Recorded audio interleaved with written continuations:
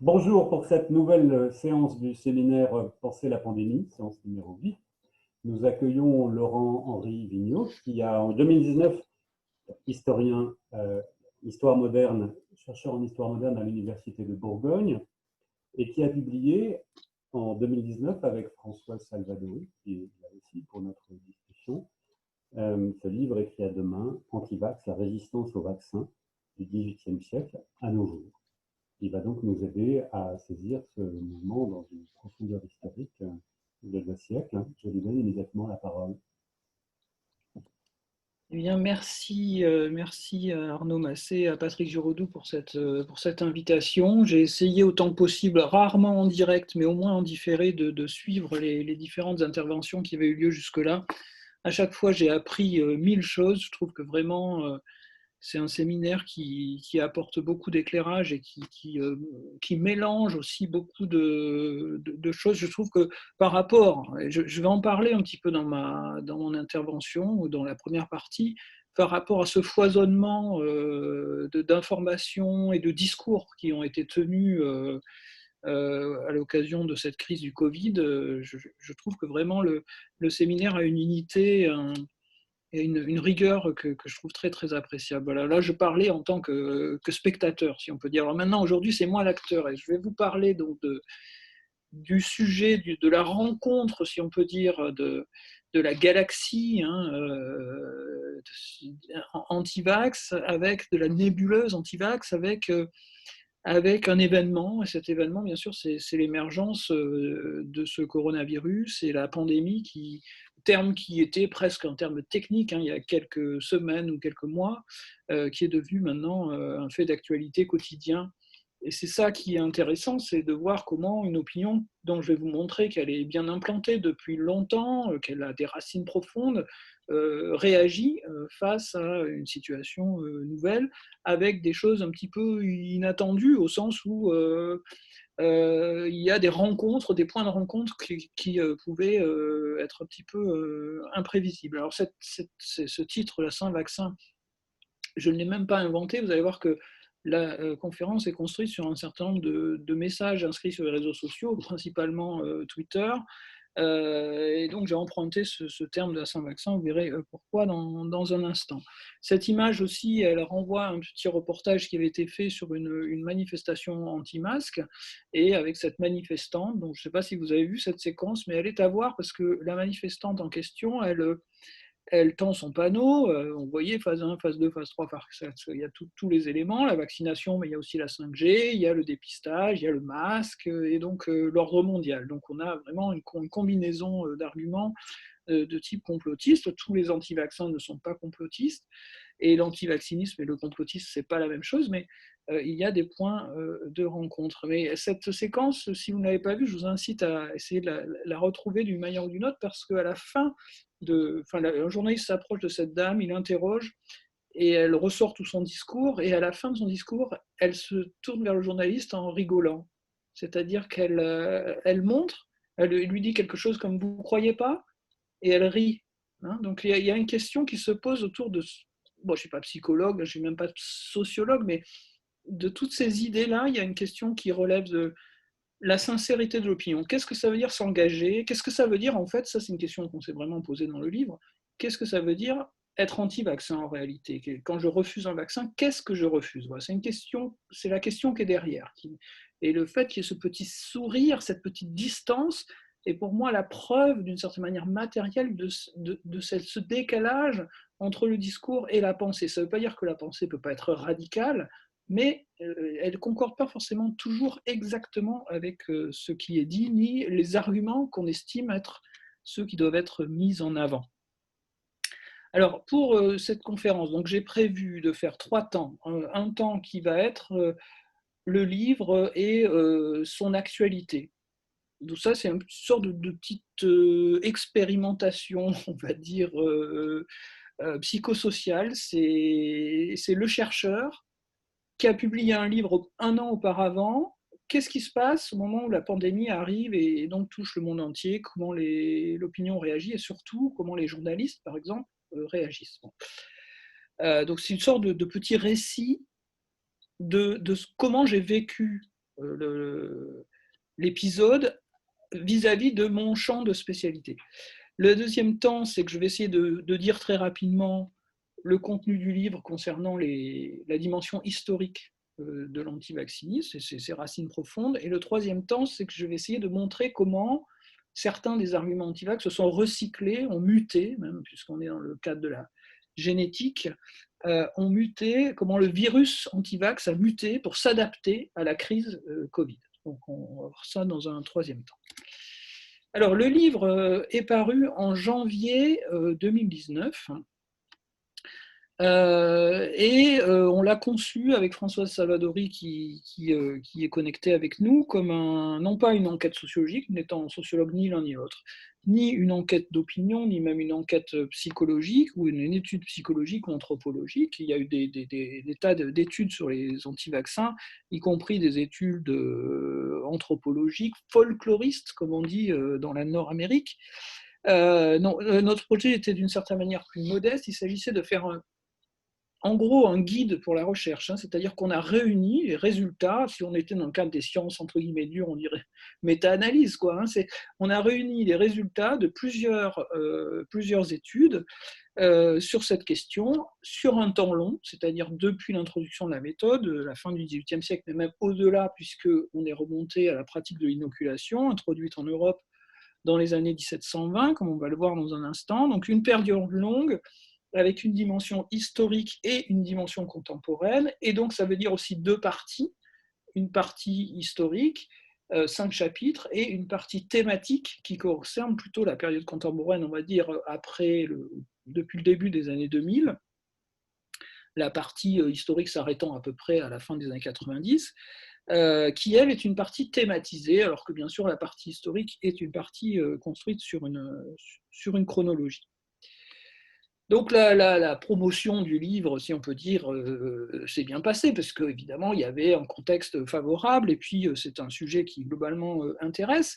Et justement, j'ai réuni sur cette diapositive les différentes actualités jusqu'au Covid-19 qui faisaient que le livre et c'est important pour ce que je vais dire ensuite, on n'a jamais cessé depuis janvier 2019 de recevoir des coups de fil des journalistes pour des interviews, etc. Ça ne veut pas dire qu'on a vendu des milliers d'exemplaires d'ailleurs, mais en tout cas, le sujet focalisait l'attention. Donc, il y avait eu un an auparavant les 11 vaccins obligatoires, qui avaient évidemment suscité le débat.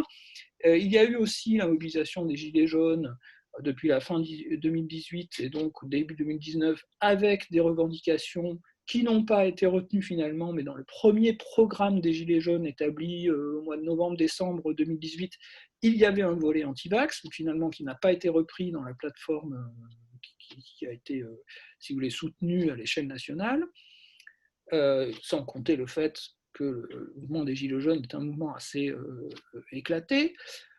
Ensuite, il y a eu l'actualité de la résurgence de la rougeole, aussi bien en France, il y avait donc les épidémies de Val Thorens, etc., qu'en Europe, avec des pays extrêmement touchés, donc des articles, beaucoup d'articles dans la presse à ce sujet, avec la question lancinante qui revenait toujours, c'était est-ce que c'est les antivax qui sont responsables du retour de la rougeole ? Bon.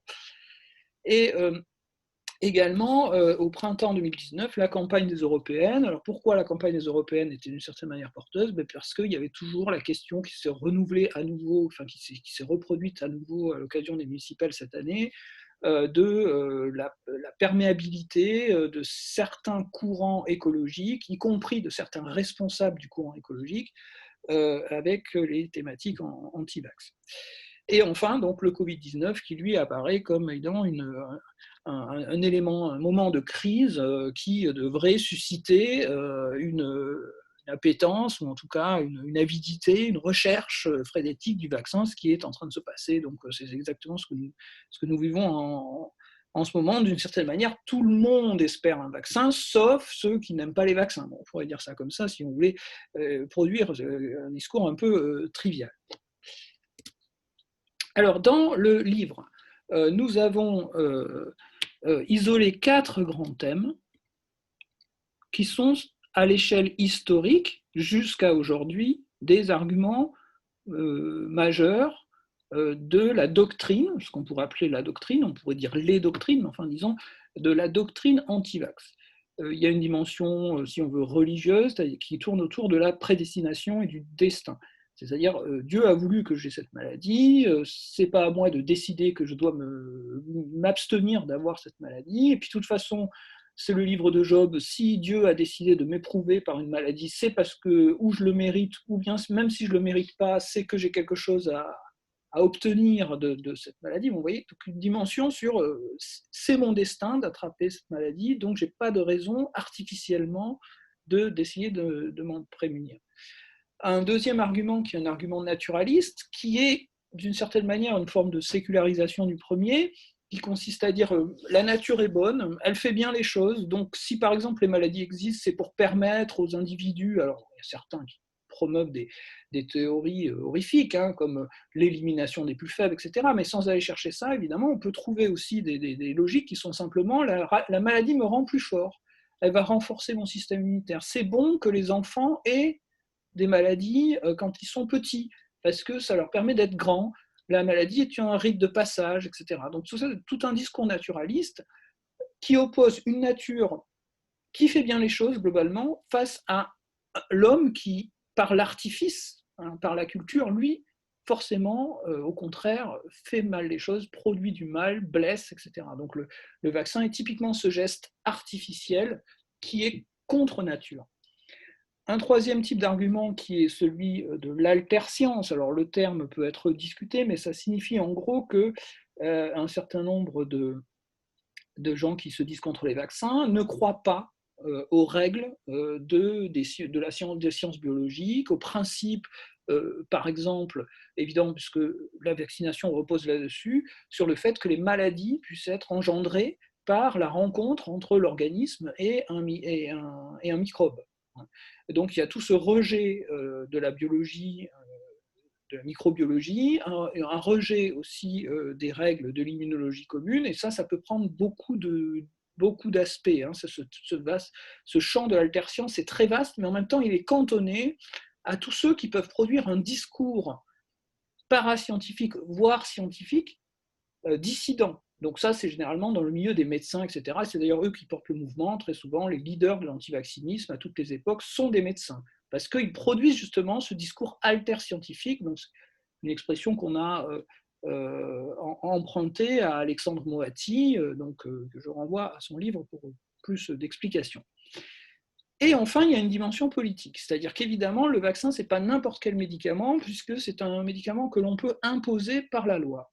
Et ce qui fait que, bien entendu, à partir de là, se pose la question des libertés fondamentales, de la libre disposition de son corps, de ce que peut faire l'État, de ce qu'il ne peut pas faire, du lien entre médecine et pouvoir, du lien entre savoir et pouvoir. Enfin, vous voyez, le champ, là aussi, est très, très vaste. Alors, je parlais tout à l'heure des sollicitations journalistiques. Je prends un seul exemple des interviews auxquelles j'ai pu répondre. Une autre question serait de savoir pourquoi j'ai répondu à ces interviews compte tenu des questions qui m'étaient posées, qui n'étaient pas toujours en rapport avec mon champ de spécialité. Mais laissons ça. Je prends juste cet exemple de cette interview du Monde qui est parue le 15 avril 2020, où j'explique donc que la maîtrise d'une épidémie, c'est aussi de la politique. Donc on voit dans le titre. Ce qui m'intéresse ici, c'est le décalage chronologique. C'est-à-dire cette publication, je ne l'attendais plus. J'ai reçu le coup de fil de la journaliste qui a fait cette interview le 10 mars. Et il s'est passé donc plus d'un mois. Alors vous me direz, pour un scientifique, 1 mois et demi avant publication, c'est un délai très court. Mais pour ceux qui fréquentent les journalistes, vous savez à quel point c'est très long. Généralement, ils vous appellent le jeudi soir pour une publication le vendredi matin. Donc là, 1 mois et demi, c'est totalement anormal. Et j'ai essayé de comprendre, ou j'ai essayé de vous expliquer pourquoi il y a eu cette anormalité. J'ai découpé le temps, la chronologie donc de la crise en 3 temps. Il y a eu une première période, en gros, dans la presse française, on a commencé à s'intéresser, on a commencé à sentir, si vous voulez, le danger à partir de la fin février, début mars. C'est le moment où les épidémiologistes qui disent on va vers la catastrophe commencent à être crus. C'est le moment où les politiques s'alertent. C'est le moment aussi où on commence à comprendre que les Chinois ne nous disent pas tout. Donc pendant une petite dizaine de jours, le téléphone a sonné des journalistes qui voulaient en fait, connaître les situations de pandémie à travers l'histoire. La question, c'était, si une pandémie survient, qu'est-ce qui va se passer? Ou qu'est-ce qui s'est passé dans l'ancien temps pour savoir si éventuellement on peut attendre à ce que ça se reproduise ou pas. Bon. C'est dans ce cadre-là que l'interview a été faite. Et puis, à partir du 17 mars, il y a le confinement. Et là, c'est le blackout. Le téléphone cesse de sonner. Plus personne ne s'intéresse aux exemples historiques, etc. Plus qu'une chose qui compte, c'est qu'est-ce qu'un virus? Faut-il ou non porter un masque? À l'époque, on disait non. Est-ce que ça va tous nous tuer? Est-ce que c'est grave, docteur? Etc. Et donc, on a une monopolisation de la parole pendant 15 jours sur tous les plateaux de télévision, dans tous les journaux. Il n'y a plus que des interviews de médecins et d'épidémiologistes, sans que les journalistes fassent la distinction entre les deux. J'en ai entendu très peu dire, attention, les épidémiologistes, ce sont des statisticiens, c'est des matheux. Les médecins, quand ils sont cliniciens, c'est un tout autre univers. Bon, tout ça, c'était de la science, avec un grand S. À partir du 1er avril, ça se décongèle un peu, et les journalistes, ils veulent nourrir leur... c'est toujours d'actualité, donc il faut toujours nourrir la machine, et ils vont à ce moment-là à nouveau reprendre leur téléphone pour avoir des éclairages. Et on va voir à ce moment-là émerger dans les interviews des choses sur la dimension historique, mais aussi la dimension psychologique. Qu'est-ce que ça veut dire le confinement? Qu'est-ce que ça veut dire de rester en quatre murs? La dimension sociologique, la dimension économique, etc. Donc voilà, de ce point de vue-là, je pense que cette chronologie, elle est très intéressante à commenter. Si vous voulez, on y reviendra, mais comme il faut que je passe à la suite. Et à ce moment-là, l'article est paru. Tout d'un coup, on s'est rappelé qu'un mois et demi plus tôt, j'avais dit des choses sur les épidémies, etc. Et ça redevenait d'actualité, alors que ce n'était plus, au moment même où le pouvoir politique avait à prendre des décisions qui pourtant impliquaient autre chose que la simple médecine, on l'a bien vu à travers la question des élections municipales. Bon. J'ajoute qu'on pourrait aussi faire un commentaire, là aussi je vais passer rapidement, mais sur qui on interroge. Principalement, on a interrogé des historiens pour le côté anecdote, la peste, la grippe espagnole, etc. Et des médecins pour le côté qu'est-ce qui se passe dans les hôpitaux, est-ce qu'on va tous mourir, etc. Pourquoi on n'a pas interrogé des économistes? Et notamment des économistes spécialisés dans le domaine de l'économie de la santé. Il y a beaucoup de choses qui ont été commentées, beaucoup de chiffres qui ont été commentés.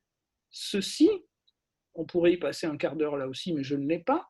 Mais ce diagramme-là, il est très intéressant, parce que la hiérarchie que vous retrouvez, avec d'un côté la Corée du Nord, l'Allemagne, la France, et de l'autre côté la Grande-Bretagne, les États-Unis, l'Italie, c'est peut-être le graphique le plus simple et le plus pertinent qui ait jamais été donné sur la crise que nous venons de traverser. Et ce n'est pas celui-là qui a été commenté le plus. Ceux qui ont été commentés, c'est ceux-là, par exemple. Alors, je me suis interrogé en faisant la diapositive, qu'est-ce que c'est que ce visuel capitaliste là? Je ne sais pas qu'est-ce que c'est que cette officine, mais en tout cas, il travaille plutôt bien au niveau de l'infographie. Et évidemment, là, l'historien avait quelque chose à dire, puisque c'était la comparaison entre les grandes pandémies, les grandes épidémies, dans un but, vous voyez dans quel sens ce graphique peut être utilisé, hein, dans un sens ou dans l'autre, mais globalement, il peut être utilisé au début de la crise pour minimiser en fait l'événement Covid, sans tenir compte du fait que le bilan peste noire est un bilan historique, compliqué à établir, etc.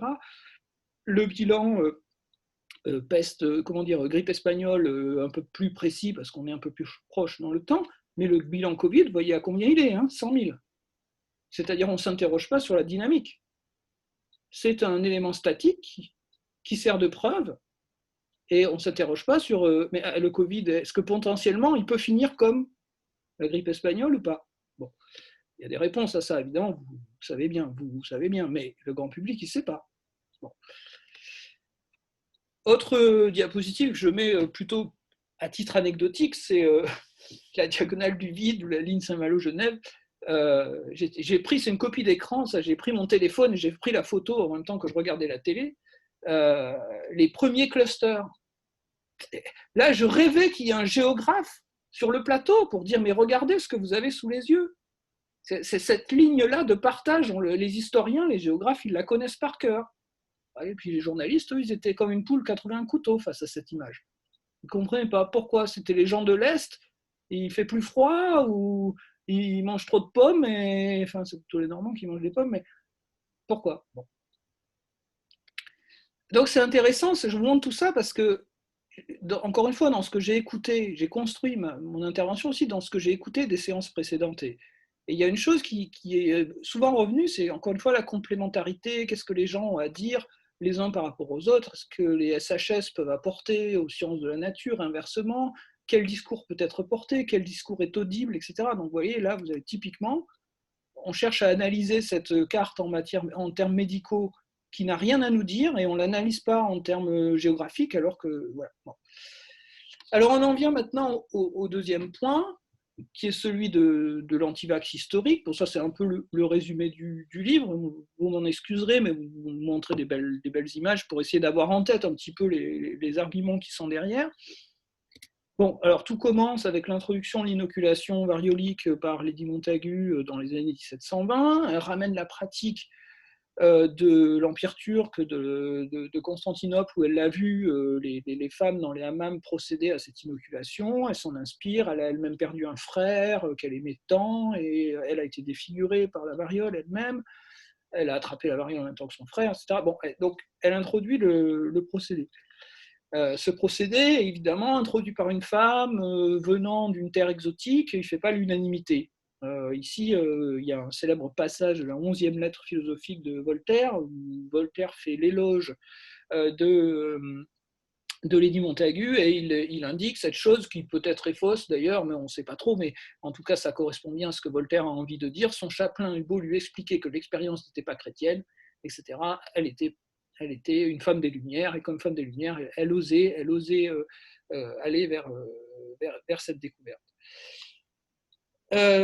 Ce qui indique qu'effectivement, au XVIIIe siècle, il y a un débat qu'on pourrait appeler un débat religieux. Il y a un débat médical, il y a un débat religieux, c'est-à-dire c'est ce débat sur le destin. Ici, un prédicateur anglais qui renvoie en fait l'inoculation au principe, enfin, à une lecture du livre de Job, en montrant que le diable était le premier des inoculateurs. Mais ce qu'on a montré aussi dans le livre, parce que finalement cet argument religieux, c'est peut-être celui qui vient à l'esprit en premier. On a l'impression qu'en fait l'antivaccinisme, c'est les témoins de Jéhovah qui ne veulent pas de transfusion sanguine, donc ils ne veulent pas non plus de vaccin. On s'est aperçu que dès le XVIIIe siècle, ce débat théologique était très partagé. C'est-à-dire vous avez d'un côté ceux qui disent règle de la prédestination stricte, on ne peut pas aller contre le destin divin, ou contre le dessein divin plutôt, et ceux qui disent au nom même d'ailleurs de ce principe de prédestination ou du salut, si Dieu nous offre une possibilité d'écarter un mal, eh bien, nous devons la saisir, sinon c'est un péché en réalité de ne pas se servir d'un moyen que Dieu nous a mis à disposition pour combattre un mal. C'est le cas par exemple de Cotton Mather, qui est donc un pasteur qui fait la première grande expérience, si on peut dire, d'inoculation aux Amériques, à Boston, dans les années 1720. Du côté de l'Église, on pourrait dire que c'est une affaire de protestants, mais en fait, du côté de l'Église catholique, on est pareil, partagé. Il y a des théologiens pour, des théologiens contre, et on a même cherché, l'Église n'a jamais été fondamentale dans un aspect hiérarchique, ni en Angleterre ni en France, n'a été opposée à la pratique de la vaccination et de l'inoculation auparavant. On a même trouvé un saint de l'Église catholique qui pouvait renvoyer à cette pratique, c'est saint Nicaise. Il y a un saint patron, si vous voulez, de l'inoculation et de la vaccination. Cela dit, donc cette pratique de l'inoculation est à la mode dans le milieu aristocratique, à la cour de Louis XVI notamment. Et donc ça, comme l'a montré Catherine Hassett, ça crée une sorte d'équation, d'équivalence entre être inoculé, être libertin au sens d'éclairé, être un philosophe. Être un philosophe, c'est être inoculé c'est un peu être un philosophe. Bon, donc tous ces éléments-là montrent que le débat est très peu médical en fait de l'origine, et il est à peine religieux, il est social et politique d'emblée. Ça n'a jamais cessé en fait. Alors, en ce qui concerne la vaccination, donc c'est le procédé imaginé, inventé par Jenner, en constatant que vous connaissez l'histoire, les gens qui trayent les vaches attrapent une maladie présente notamment par ces pustules, enfin, rendue visible par ces pustules sur les mains, qui est celle de la cowpox, comme on dit en anglais, c'est-à-dire la variole bovine. Et cette variole bovine, elle a la bonne vertu de préserver contre la variole humaine. Le passage à la vaccine a beaucoup d'avantages, entre autres l'inoculation, comme c'était le vrai virus de la variole qu'on utilisait, eh bien, pendant la durée d'incubation, les patients inoculés étaient contagieux. C'est plus le cas avec la vaccine. Et d'autre part, il y avait un grand nombre d'accidents avec l'inoculation, puisque c'était une atténuation, si on peut dire, artisanale du virus, qui marchait pas toujours.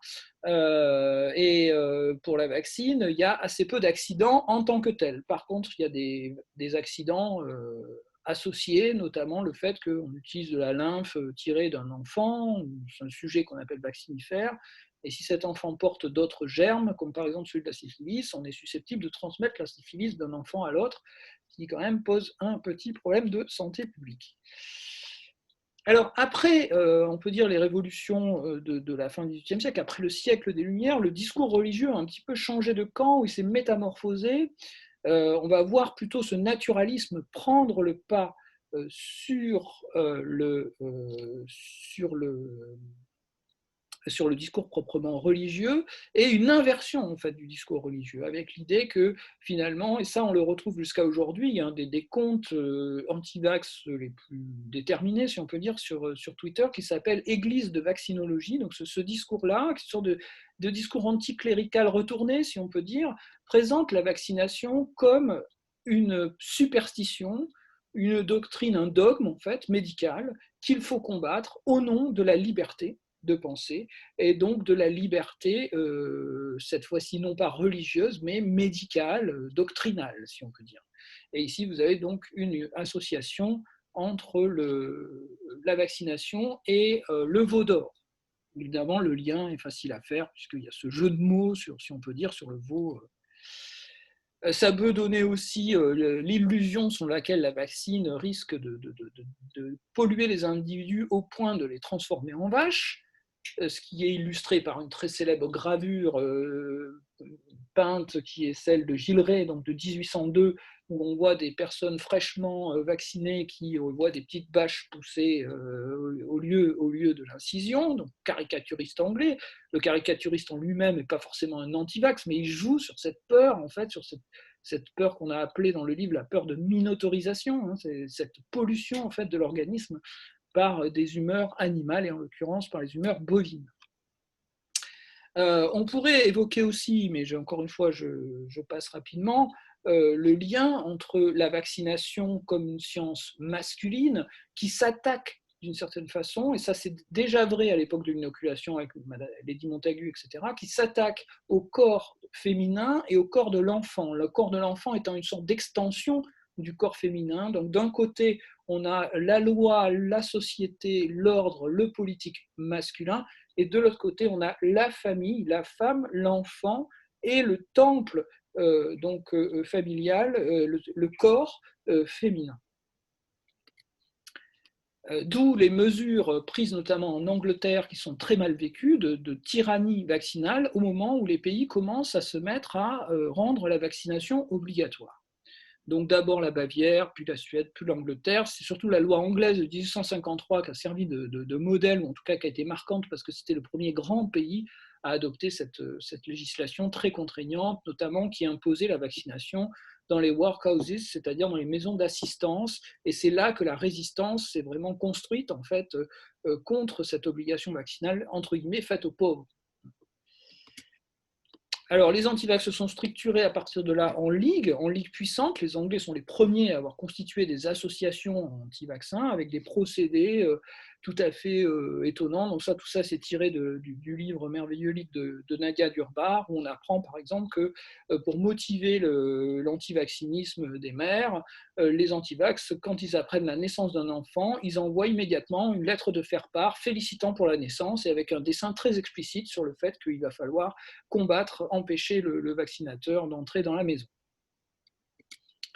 L'Angleterre n'est pas le seul endroit où on voit apparaître de telles oppositions, puisqu'on en a aussi trace en Amérique du Sud, comme par exemple ici au Brésil en 1904, ou bien ici au Canada après la Première Guerre mondiale. Donc là, il y a une chose très intéressante à noter sur le fait que la vaccination German-born, hein, donc elle est associée en fait aux vaincus allemands. Et il y a évidemment ici un tour de passe-passe historique que je vous expliquerai si vous voulez, mais le temps tourne. Alors, bien sûr, il y a l'époque pastorienne. Cette époque pastorienne, elle voit se coaliser plusieurs types de mouvements justement politico et sociaux qui, à un moment ou à un autre, vont rejoindre en fait le discours anti-vax. Les mouvements féministes pour les raisons que j'ai déjà expliquées, hein, la défense en fait du corps féminin contre l'intrusion, si on peut dire, masculine médicalisée. Le mouvement animaliste parce que toute cette science nouvelle, toute cette médecine nouvelle de Claude Bernard à Louis Pasteur utilise des animaux comme cobayes. Les mouvements ouvriéristes, je vous en ai parlé aussi parce que les lois d'obligation concerne essentiellement les populations les plus pauvres, qu'on est les seuls à pouvoir contraindre, parce qu'en réalité, si un bourgeois refuse de se faire vacciner, ben, personne ne peut rien lui dire. Si on l'empêche d'aller à l'école, il fait l'école à la maison, mais c'est évidemment pas possible pour des personnes qui vont demander la soupe populaire ou qui sont accueillies dans des orphelinats ou des choses comme ça. Bon. Et enfin, par les mouvements hygiénistes, alors là aussi, c'est une chose peut-être que vous connaissez, puisque c'est un peu vos domaines de spécialité dans ce séminaire, mais c'est la question du passage de la doctrine, du paradigme hygiéniste au paradigme bactériologique, qui opère une véritable, si on était cunien, ben oui, on l'est, une véritable révolution scientifique, un changement de paradigme. Bon, je vais passer. Donc, la récolte du vaccin, on revient à la vache à la fin du 19e siècle, parce qu'on s'est aperçu que la vaccination de bras à bras posait des tas de problèmes de santé. Le problème, c'est évidemment, vous voyez ce qu'on fait des pauvres veaux, et donc ça excite un certain nombre de partisans, de défenseurs des animaux, comme par exemple Marie Huot, qui est l'une des représentantes de ce mouvement, de ce courant animaliste en France. Allez, on vient à ma troisième partie, la rencontre entre l'antivaccinisme et le Covid-19. Alors, il y a plusieurs graphiques justement qu'on pourrait commenter. Les graphiques sont toujours très, très piégeux à commenter, mais par exemple celui-ci qui fait le lien, une droite donc, de régression, une corrélation entre le niveau de richesse et le niveau d'approbation des vaccins, où on constate, pour le dire simplement, que plus vous êtes riche, plus vous avez, entre guillemets, de risque d'être sceptique à l'égard des vaccins, mais qu'il y a de notables exceptions. Donc, par exemple, dans les pays à faible revenu comme Haïti ou le Togo, il y a une méfiance vaccinale forte, alors qu'elle est plutôt faible dans la plupart des pays à revenus équivalents. Et en ce qui concerne les pays qui se trouvent en bas de la courbe, comme le Japon, la Russie, le Bélarus, l'Ukraine, la France, on se retrouve là avec un niveau de revenus plutôt élevé, mais qui induit une faible confiance envers les vaccins, une plus faible confiance envers les vaccins que dans la moyenne, si on peut dire, des autres États à niveau équivalent. C'est-à-dire qu'on constate le déséquilibre entre le haut et le bas du graphique, avec le fait que l'opinion pour, entre guillemets, est plus homogène que l'opinion contre. Voilà, il y a plus d'écart dans l'opinion contre, ce qui veut dire que l'opinion contre, elle n'est pas aussi bien corrélée au degré de richesse que l'opinion pour. Et donc, il faut chercher autre chose. Voilà. Il y a plus à dire sur ce que le graphique ne dit pas que sur ce qu'il dit. Bon. Autre graphique que j'ai là aussi collecté sur les réseaux sociaux, c'est la place de la France concernant le futur vaccin anti-Covid. Et là, la France se retrouve dans un groupe de pays qui n'est pas tout à fait le même d'ailleurs, mais qui ressemble quand même un peu, et pas très bien classé. Pas très bien classé, avec compagnie l'Afrique du Sud, la Hongrie, la Pologne, la Russie. Pourquoi? C'est la première question que tous les journalistes posent. Pourquoi y a-t-il autant d'anti-vaccinisme en France? Alors en tout cas, ce qui est sûr, c'est qu'à l'occasion du Covid, le mouvement anti-vax est prêt.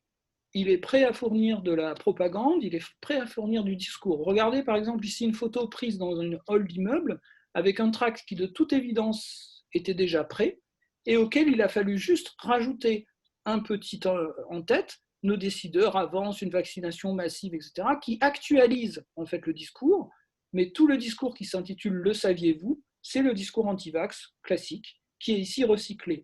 Or, les anti-vax, ils savent qu'il y a un enjeu majeur au cours de l'épidémie parce que les situations d'épidémie ne leur sont pas très favorables en général. Parce qu'évidemment, ce sont des moments, surtout dans les pays riches, on y reviendra, ce sont les moments où justement les populations sont plutôt susceptibles de demander du vaccin que de le refuser, en voyant toutes les variantes qu'on peut établir à cette règle, puisqu'on a vu tout à l'heure, par exemple, que la France était très mal classée dans les pays qui voulaient du vaccin. Bon.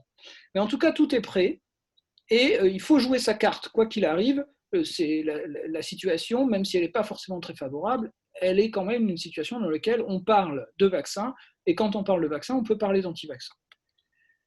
Il y a des relais d'opinion qui sont assez puissants, qui sont très divers.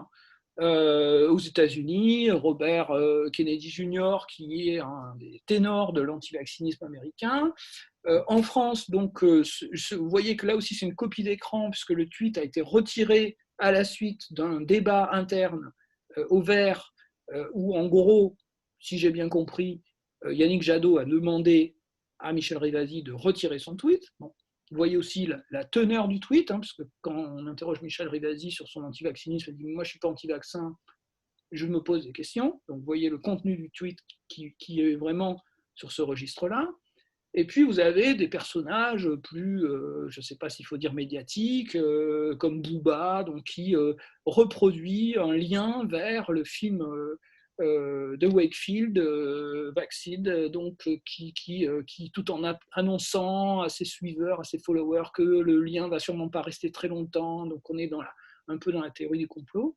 Et puis les déclarations de Samia Ghali, alors on n'a pas repéré jusqu'à présent qu'elle puisse intervenir d'une quelque manière que ce soit dans le débat sur les vaccins, mais là, elle a fait une déclaration qui a été remarquée parce que ce n'est pas la même chose de dire en tant que citoyen je ne prendrai pas le vaccin et de le dire en tant que politique.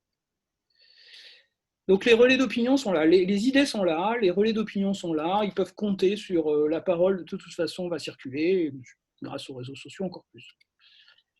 Et pourtant, on voit donc des déplacements dans l'opinion anti-vax qui m'ont un peu surpris, je dois dire, ou en tout cas auxquels on ne s'attendait pas forcément, ce que j'ai appelé la tectonique des plaques anti-vax. Alors, le principal déplacement, le tremblement de terre, a été l'engagement massif, difficile à quantifier évidemment, mais massif des anti-vax en faveur du professeur Raoult et de l'hydroxychloroquine.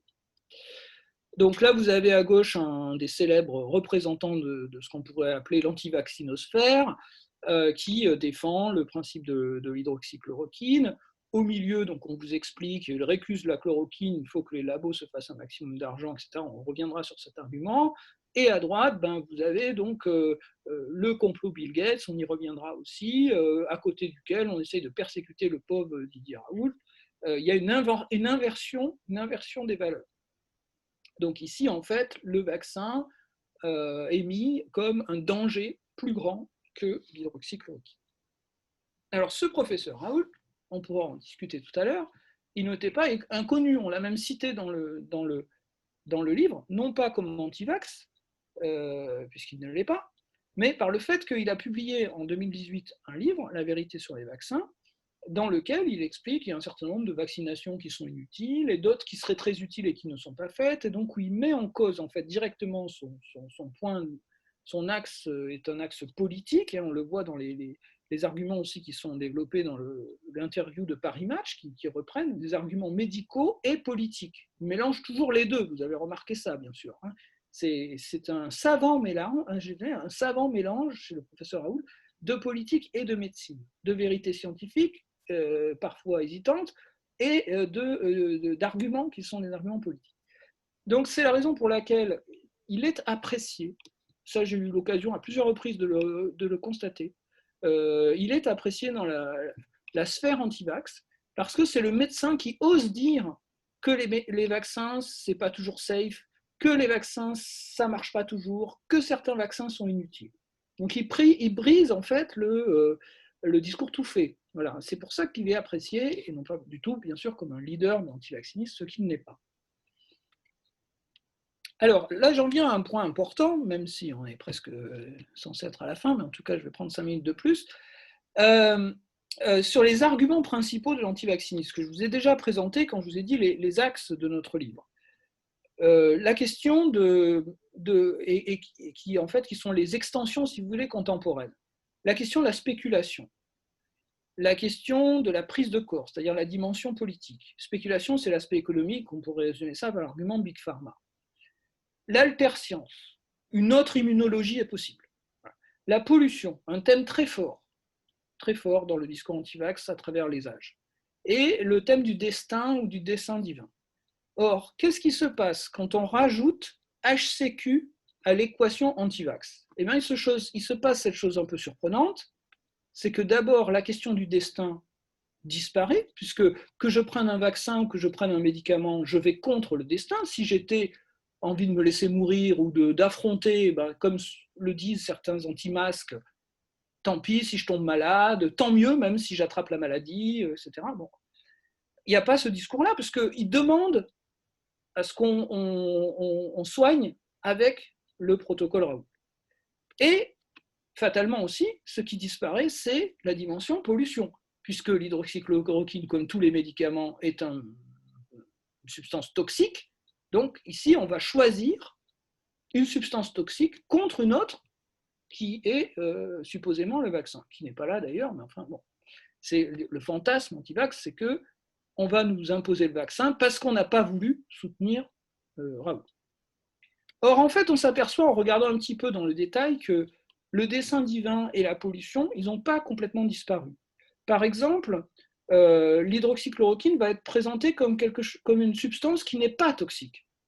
Et les discours de Raoult sur le sujet, évidemment, vont l'entretenir, mais vous avez aussi ici une interview sur BFM, si je ne m'abuse, de Douste Blazy, qui dit la même chose. Voilà, c'est un médicament qu'on utilise depuis très longtemps, donc on sait faire, et c'est pas... Voilà.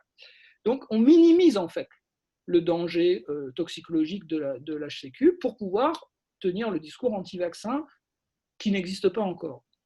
Et de même, le dessein divin, il est moqué, un peu comme on l'avait vu au début du 19e siècle, en retournant l'argument, en expliquant qu'en fait, les gens qui sont pour les vaccins, c'est une secte, ils veulent nous imposer leur façon de penser. C'est le saint vaccin dont je vous parlais tout à l'heure, qui vient de ce tweet-là que j'ai relevé.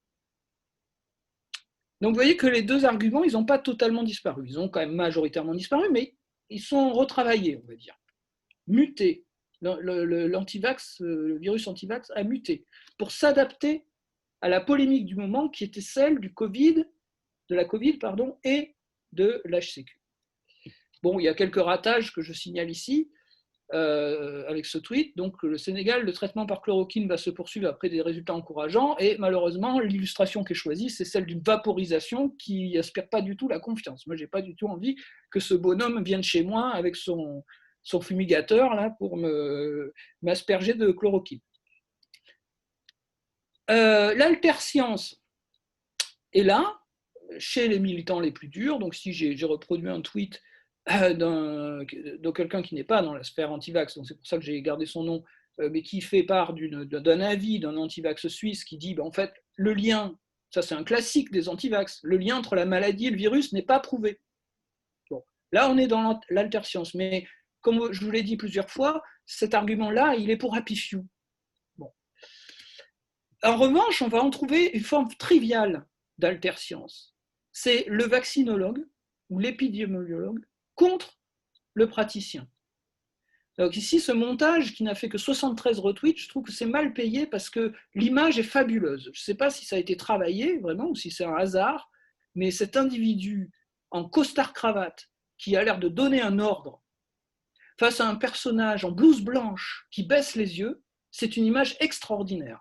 Il n'y a même pas besoin de commentaires pour comprendre que c'est David contre Goliath, c'est le méchant contre le gentil, c'est celui qui croit savoir contre celui qui sait vraiment, c'est la modestie de celui qui est sur le terrain par rapport à l'hubris de celui qui vit dans un palais, etc., etc. Ça joue sur énormément de registres, et donc on est là aussi dans de l'alterscience, c'est-à-dire le médecin de terrain, lui, il sait, mais le médecin dans son laboratoire, et encore pire, le statisticien, alors lui, c'est rien du tout.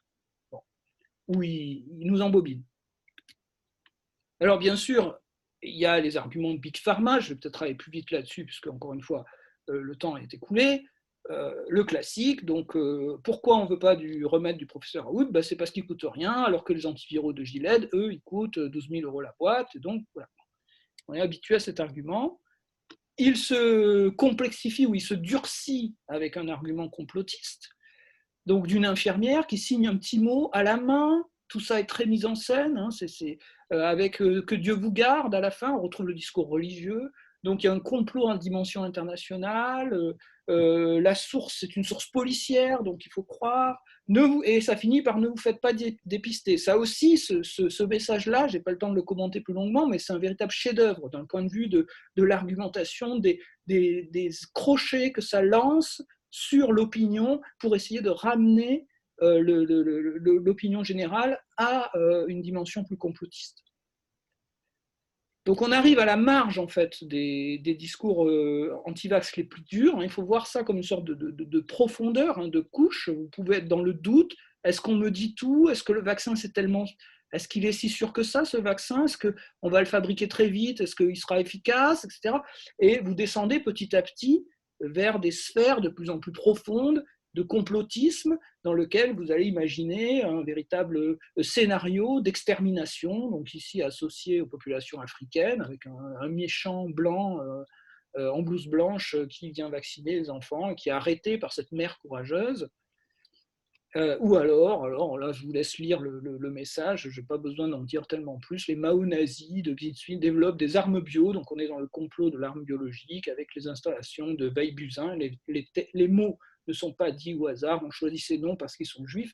Bon, on est là vraiment dans l'extrême discours qui n'est pas forcément d'ailleurs le plus intéressant à commenter. Puisque je pense que dans ce discours-là, en fait, l'antivaccinisme n'est que opportuniste. Alors, s'il me reste encore 5 minutes, je vous parle du cas Bill Gates. Arnaud, ça va? Bon. Alors, le cas Bill Gates, c'est formidable. Ça a été la deuxième découverte. Celle-là qui n'était pas une surprise, mais là aussi, d'une certaine façon, avec un effet tout à fait spectaculaire. C'était la fusion des deux obsessions de l'antivaccinisme contemporain, qui sont Big Pharma et Big Brother, en une seule personne. Et regardez ce tweet qui est absolument merveilleux, avec une carte de l'Afrique au milieu. Bon, on pourra commenter ce point si vous voulez tout à l'heure, mais on va faire le lien entre le virus, l'antivirus informatique, et le virus et les antiviraux biologiques, pour expliquer qu'on a fabriqué des virus pour vendre des antivirus, et on va fabriquer des virus pour vendre des vaccins. Voilà, Bill Gates, c'est Big Brother et Big Pharma en une seule personne. C'est un personnage véritablement, j'appellerais, mythique. C'est-à-dire, on ne pouvait pas rêver mieux pour l'argumentaire anti-vax. Il rassemble, alors pourquoi il est impliqué dans la vaccination, vous le savez sans doute, parce que il défend, à travers sa fondation, des campagnes de vaccination, notamment en Afrique. Donc c'est pour ça aussi qu'il y a ce petit logo africain qui apparaît. Il finance en fait des campagnes de vaccination. Alors, autre point, c'est une dimension politique. Donc ce graphique ici me pose des tas de problèmes. Donc là aussi, je le commente en une seule phrase. Vous voyez qu'en gros, il y a un écart entre avis des électeurs républicains et des électeurs démocrates, avec des électeurs républicains qui se trouvent systématiquement en dessous des 50% de confiance pour toutes les catégories, et des électeurs démocrates qui se trouvent à une exception près, toutes au-dessus. Le seul moment où les démocrates sont censés ne pas être majoritairement pro-vaccin, c'est dans ceux qui n'ont pas fait d'études. Bon. Ça contredit beaucoup de choses que nous, on a pu étudier à travers des choses qu'on a lues et qu'on a résumées dans le livre, à savoir que, contrairement à ce qu'on pourrait penser, l'antivaccinisme n'est pas une opinion populaire, c'est plutôt une opinion de middle class. Et on est bien placé pour savoir que depuis Trump, il y a une middle class républicaine très forte et qui vote, mais aussi upper class par certains aspects. Alors c'est résumé par exemple ici dans une j'utilise très souvent cette ce dessin produit par Ben Garrison qui flirte, si vous voulez, on est là dans ce qu'on appellerait l'alt-right, le mouvement libertarien, et on a tout ce qu'on veut, les individus transformés, on retrouve la minotarisation, les individus transformés en bétail humain, qui consomment des OGM, qui sont sous la surveillance des grandes entreprises, mais aussi du Congrès. Vous voyez derrière la coupole du Congrès, Big Pharma, le grillage avec la tour de surveillance, la dette, la police, enfin, tout est mélangé. Là aussi, on a vraiment la combinaison parfaite aussi de l'anti. Cette image, je crois, résume parfaitement les arguments anti-vaccins contemporains, en tout cas dans leur version américaine. Alors, il faut quand même que je prenne 5 minutes encore pour évoquer ce point qui est important, qui est, alors vous avez vu ma petite diapositive, c'est l'hésitation vaccinale, avec ce que j'appellerais, alors attention au terme, un antivaccinisme rationnel. Et par rationnel, j'entends étymologiquement, c'est-à-dire ratio, le calcul. Donc, c'est une branche, si on peut dire, une composante de l'antivaccinisme qui a toujours existé là aussi, depuis les discours sur les bills de mortalité anglaises qui ont suscité la controverse, jusqu'aux articles de Wallace qui conteste les statistiques de la vaccine à la fin du 19e siècle. Donc, c'est l'antivaccinisme qui calcule. Alors, ce antivaccinisme qui calcule, il calcule quoi? Il calcule ce qu'on appellerait la balance bénéfice-risque. Et en gros, on pourrait dire, et pro-vaccin, quelqu'un qui considère que ce qui domine, c'est le danger épidémique face à un risque vaccinal qui n'est pas nul, mais qui est secondaire, et inversement, l'opinion anti-vax serait celle qui maximise le risque vaccinal sous toutes ses formes et minimise le danger épidémique. Mais j'ai bien précisé, c'est ça ce qui est intéressant dans ma diapositive, c'est l'appréhension théorique. Parce qu'en réalité, qu'est-ce que le danger épidémique d'une maladie, par exemple, qui n'est plus là depuis 50 ans? Ou qu'est-ce que le risque vaccinal quand il s'agit d'une réaction allergique sur 1,5 million de personnes? Donc, c'est théorique au sens où, dès qu'on entre des données dans la machine, ça devient beaucoup plus compliqué. Et le résultat est beaucoup plus incertain. Alors, celui qui a très bien compris ça, c'est d'Alembert, au 19e siècle, qui a compris qu'en fait, au moment où on vaccine, alors en l'occurrence, lui, il intervient dans le débat sur l'inoculation. Au moment où on inocule, où on vaccine, on fait un choix qui s'apparente à un choix probable. On tire à la roulette, hein, c'est-à-dire on fait une loterie. Et ce choix, il est propre à l'individu au moment où il se place. Ce que les économistes appellent la théorie subjective de la valeur. On vous promet 500 € tout de suite, ou 1 000 € dans 10 ans, 90% des gens prennent les 500 € tout de suite. Et c'est pareil pour les pertes. Donc, un gain immédiat ou une perte immédiate n'est pas du tout évalué à la même hauteur qu'un gain équivalent à une période de temps différée. Voilà. Et ça, d'Alembert l'a très bien compris et il dit quand on est au moment de se faire vacciner, on est dans ce choix avec les genoux qui tremblent, quel risque je prends immédiatement? Voilà. Et c'est cette question à laquelle il faut répondre pour se convaincre rationnellement de l'utilité du vaccin. Donc ça signifie 2 choses. Mesurer le risque à l'échelle collective. Donc là, j'avais prévu de faire un petit commentaire sur la contagiosité, en comparant notamment la contagiosité Covid, pour autant qu'on le sache, et la contagiosité HIV. A priori, l'HIV est plus contagieux, mais socialement, ça n'a rien à voir. Parce que entre j'attrape le Covid en allant acheter ma baguette de pain et j'attrape le VIH en ayant des relations sexuelles non protégées, c'est un univers complètement différent. Donc l'appréhension du risque ici, vous voyez, on est dans un cas concret, ça n'a rien à voir avec la statistique brute. Ce que rappelle un internaute ici, celui-ci, il ne peut pas être catégorisé vraiment d'anti-vax, il rappelle qu'en fait certains vaccins sont plus ou moins dangereux, etc. Bon, on pourrait discuter là aussi de ce message qui est vraiment à la marge du discours anti-vax. Là, cette diapositive aussi, elle parle d'elle-même. Comment mesurer les risques à l'échelle individuelle? Alors là, c'est la discussion entre 2 internautes de Tweetos. Donc l'un a produit, c'est celui qui s'appelle M machin, a produit un discours anti-vax classique. L'autre, il dit, bon, moi, je ne suis pas médecin, je veux bien vous écouter. Vous avez l'air de dire que il ne faut pas écouter les médecins qui nous promettent un vaccin efficace, etc. Mais moi, ou que la Covid n'est pas dangereuse finalement, mais moi j'ai un problème de santé, je n'ai pas envie de prendre le risque. Et il lui répond cette merveilleuse réponse, 99% des gens infectés guérissent. Ça, je trouve cet échange merveilleux sur l'usage, je dirais, trivial des statistiques. La question étant de savoir qu'est-ce que ça veut dire 1%. Et enfin, la dimension peut-être la plus saisissante aujourd'hui, qui est à mon avis la couleur la plus forte, en fait, la plus visible de l'antivaccinisme aujourd'hui, c'est une des choses qu'on a essayé de soulever dans le livre, qui mériterait encore d'autres enquêtes, c'est ce que j'appelle le solipsisme sanitaire. C'est-à-dire on est dans une société atomisée, on est dans une société ultra-individualisée, et le rêve de tout un chacun, ce n'est pas de ne pas avoir de vaccin, ou d'avoir un vaccin. Le rêve de tout un chacun aujourd'hui, c'est d'avoir un vaccin à soi, de pouvoir fabriquer son propre vaccin dans sa cave, voilà. D'avoir son vaccin customisé, exactement comme on se customise le corps avec un tatouage. Donc mon corps m'appartient, je suis en bonne santé, c'est mon téléphone qui me l'a dit, et lui, le téléphone, il me connaît, il sait combien de pas je fais dans la journée, etc. Donc, solipsisme sanitaire, je trouve ça renvoyait à des discussions qui ont eu lieu déjà dans les séances précédentes, notamment, je pense à celle de Sarah Carvalho, sur comment, en fait, rendre la médecine plus humaine en la décentralisant. Et on voit ici le mauvais versant, en fait, de cette idée, qui peut être une bonne idée, mais qui a aussi un versant noir, qui est celui d'une individualisation complète du discours médical.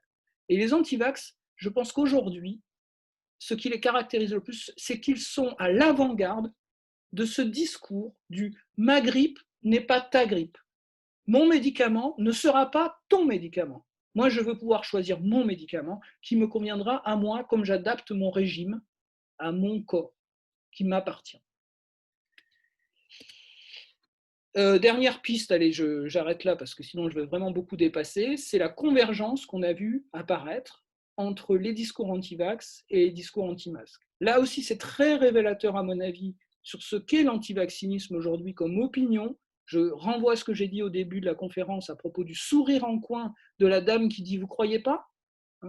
C'est le fait qu'on est en fait dans quelque chose de profondément politique qui relève de le choix du citoyen, de sa position par rapport à la peur. Et si j'ai envie de reprendre un peu les idées hobbesiennes qui m'obsèdent d'une certaine façon, je dirais que Hobbes nous apprend que faire de la politique, c'est faire un choix entre deux peurs. Et la logique du vaccin, pro-vaccin, anti-vaccin, c'est aussi faire le choix, c'est la balance bénéfice-risque, c'est faire le choix entre deux peurs. Et l'anti-masque, c'est aussi faire le choix entre deux peurs. Et lorsque ce choix est fait, il est instituant du politique. C'est la raison pour laquelle les discours anti-vax, ils débordent toujours en réalité. Ils sont insaisissables d'une certaine façon parce qu'ils débordent toujours dans en fait une relation de l'individu au groupe et de l'individu à l'État, à l'autorité, qu'elle soit politique ou qu'elle soit militaire. Et allez, je m'arrête là. Comme ça, on aura le temps pour les questions. Désolé d'avoir un peu débordé. Merci beaucoup, Laurent-Henri. Je crois qu'il y a eu des commentaires. Il y a peut-être déjà des petites mains bleues qui se lèvent. Pas encore. Oui, on peut enlever le partage d'écran. Si je ne vois pas de petites mains, je vais lire les commentaires.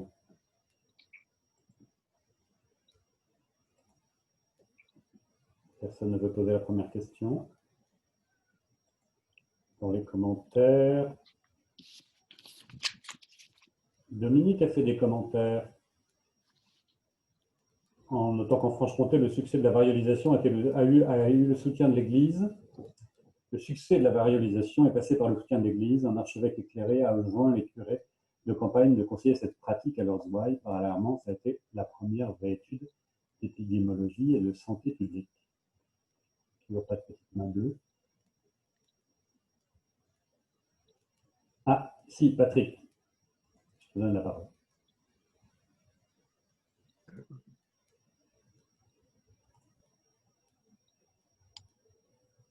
Ok, ça marche. Oui, c'est plus finalement, ce qui me questionne, c'est qu'il n'y a pas de commentaire. Parce que quelque part, on est tous un peu scotché. Enfin, moi, en tout cas, je suis scotché, c'est-à-dire que je me dis, purée le boulot qu'il y a devant. Euh, ce qui vient de nous être exposé, ben, on en a touché, on en a vu des petits bouts à la radio, etc. On voit bien. Mais quand tout est montré comme un tout cohérent comme ça, on se dit, mais comment on va s'en sortir? Et c'est peut-être ça qui scotche les questions, pour le coup. À un moment donné, j'avoue que je suis écrasé par ce que je viens d'entendre, quoi. Passionnant, hein, passionnant, mais écrasé par la complexité de comment faire dans une société qui est ce qu'il est, avec cette composante-là qui en fait partie. Je vois pas comment argumenter par rapport à tout ça. Enfin, si, comment argumenter, oui, mais comment faire entendre les arguments. Comment vous voyez la suite, Laurent Henry? Comment je vois la suite, c'est-à-dire de comment Ben, c'est-à-dire, je trouve qu'on est coincé entre une nécessité de santé publique enfin, moi, je ne suis pas anti-vax, je suis pro-vaccin à mort. Bon, on va dire ça comme ça. Hein. Mais comment dire, le- on a finalement, on se vaccine tout bêtement pour se protéger soi, mais aussi surtout pour protéger les autres. Bon, moi, c'est ce qui me semble le plus évident. Et si on a des freins aussi énormes que ceux que vous présentez, bien sûr, ils existent, il faudrait bien que quelque part, ces opinions, on arrive à les contourner, enfin les combattre, oui, les combattre, enfin à faire quelque chose avec ça. Vous, en termes opérationnels, comment vous voyez après le constat, comment on peut travailler là-dessus? Alors, c'est compliqué parce que, évidemment, c'est les questions que se posent tous les responsables de santé publique. Et c'est ce que je disais tout à l'heure, c'est comment, par quel bout prendre le problème. Et chaque fois qu'on le prend par un bout, on a l'impression que le problème, enfin, comment dire, que le problème échappe. Hein, il échappe, il est comme une anguille, quoi, il glisse entre les doigts. Et c'est ce dont on s'aperçoit aussi très bien dans les discussions, si on peut appeler ça comme ça, qui existent sur les réseaux sociaux. C'est-à-dire, en fait, c'est très compliqué d'adopter une démarche qui serait une démarche qui viserait à convaincre véritablement, une fois qu'on est installé dans le discours anti-vax, c'est très compliqué d'établir un discours, entre guillemets, de démonstration qu'on est dans l'erreur. Donc, la, la seule manière, je pense, d'aborder le problème, c'est justement de toucher ce que j'essayais de souligner dans la conférence, les points faibles, c'est-à-dire d'essayer de comprendre derrière ce discours quel est le message. Et notamment en termes de rapport de force politique entre l'autorité médicale, l'autorité politique, le pouvoir, les ministres et l'individu. Donc, c'est-à-dire essayer de lui montrer. Alors, j'avais écouté un message, enfin, une vidéo très intéressante d'un pédiatre suisse qui fait ça tous les jours dans son cabinet. Et en fait, il dit, le moyen le plus efficace que j'ai trouvé, c'est que je prends les parents et je leur explique concrètement quels sont les risques. On parle franchement des risques liés à la vaccination, des risques liés à la non-vaccination, et on essaye de réintroduire la possibilité du choix en faisant abstraction de tout cet univers politique qui voudrait placer la vaccination sous la forme d'une injonction. Alors il dit, à l'échelle individuelle, ça marche très bien, c'est-à-dire que chez les parents hésitants, parce qu'après il y a les militants convaincus, mais chez les parents hésitants, j'arrive à récupérer 50-60% des gens qui finalement reviennent me voir et me disent, bon, ok, on va faire le vaccin. Ce vaccin-là, et pas celui-là, mais celui-là, oui, parce que vous nous avez convaincus sur la situation. Le problème, c'est que dès qu'on quitte le cabinet du médecin, on retrouve l'agora, on retrouve la situation sociale. Et il n'est pas dit d'ailleurs que ces individus-là qui ont accepté de faire vacciner leur enfant à la suite de la discussion avec le médecin, ils ne vont pas après derrière continuer à tenir un discours vaccinosceptique, ce dont ils ont d'ailleurs parfaitement le droit en tant que citoyens. Mais vous voyez, il y a des contradictions. Alors, je ne sais pas, pour me faire comprendre, j'ai une petite anecdote que j'aime bien. Je ne l'ai pas raconté dans la conférence, mais je trouve que c'est une des choses que j'ai retenues. Au cours de la polémique autour de ce vaccin qui n'existe pas encore, parce que là, ce qui est quand même fascinant, c'est qu'il y a une polémique autour d'un vaccin anti-Covid, alors qu'il n'y a pas de vaccin anti-Covid. On est allé demander à un tennisman réputé être anti-vaccin s'il se ferait vacciner contre la Covid. Et il a répondu non. Sauf si les organisateurs d'un tournoi en font une condition pour que je joue. Parce que là, ma carrière, mon amour du tennis, il va au-delà de mes pieds. Et je pense qu'en fait, on a tort de considérer que c'est un bloc, qu'à partir du moment où on émet un discours vaccino-sceptique, on est fermé à toute discussion et on a. En fait, ce sont des enjeux. C'est-à-dire, les gens placent des pièces sur différentes cases de leur vie.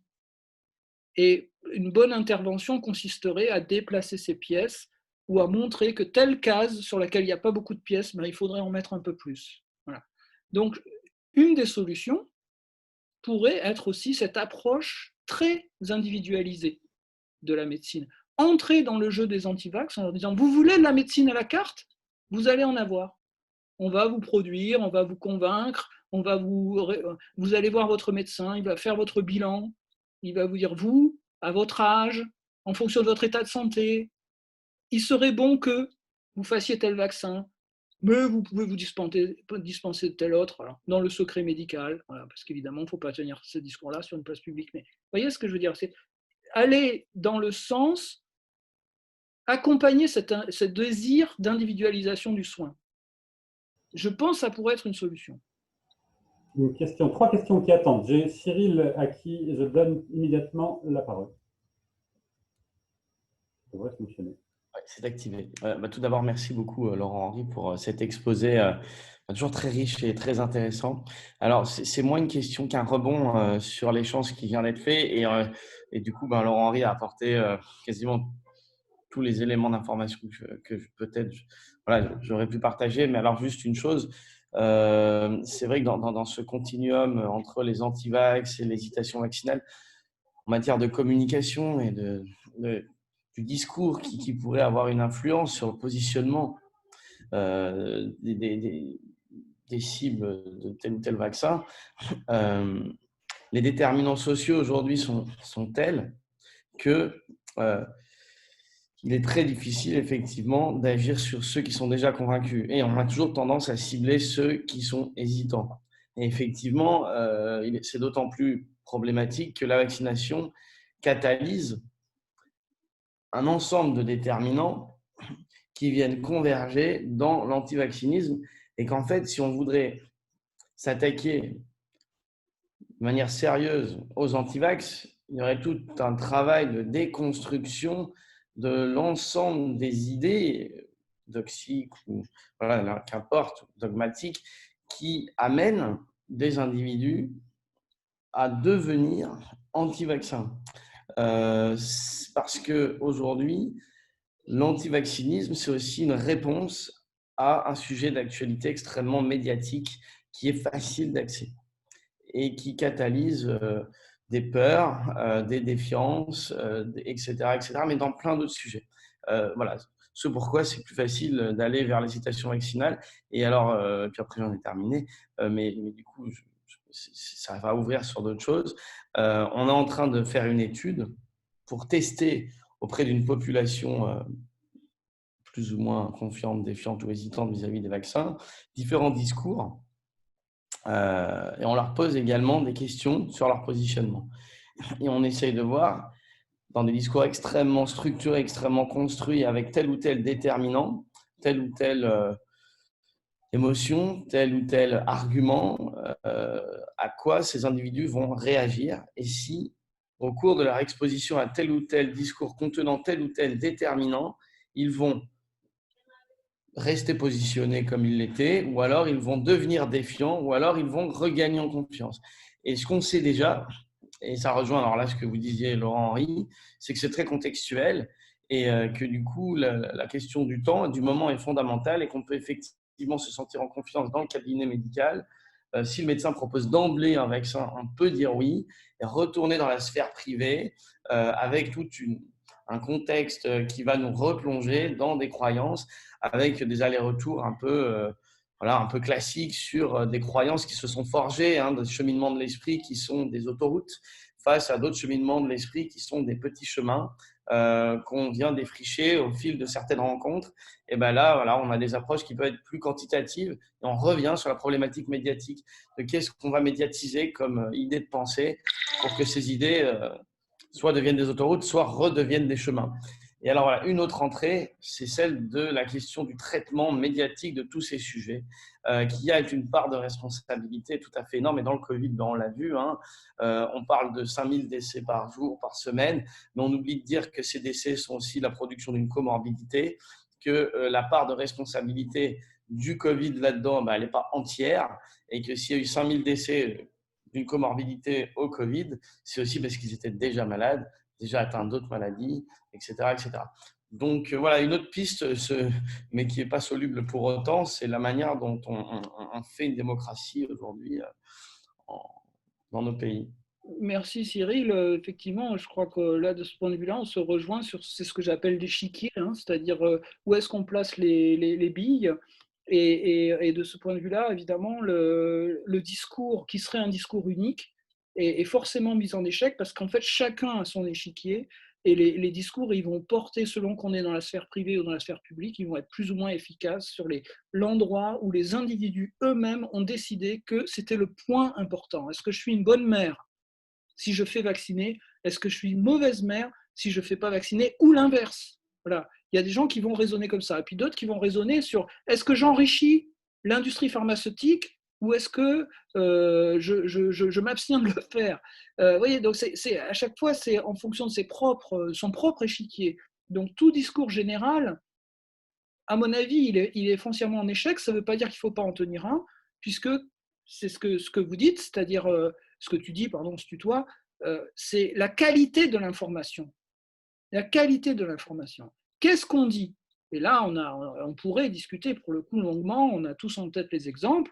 Quand on commence par dire les masses, ça ne sert à rien, oh ben ça tombe bien, on n'en a pas. Et puis maintenant, c'est très utile, vous allez tous le mettre, sinon 400 € d'amende.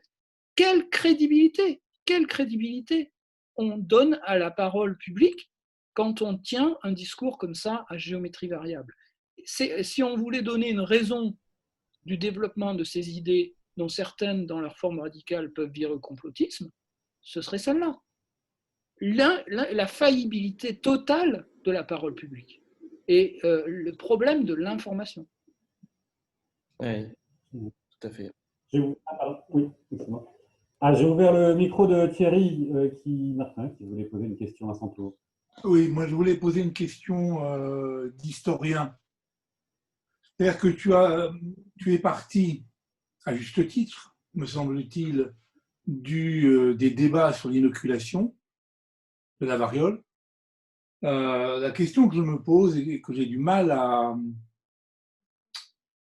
appréhender de façon claire, c'est celle de la filiation ou de l'absence de filiation. C'est-à-dire entre les débats sur l'inoculation et puis les positions anti-vax, est-ce qu'en fait on a une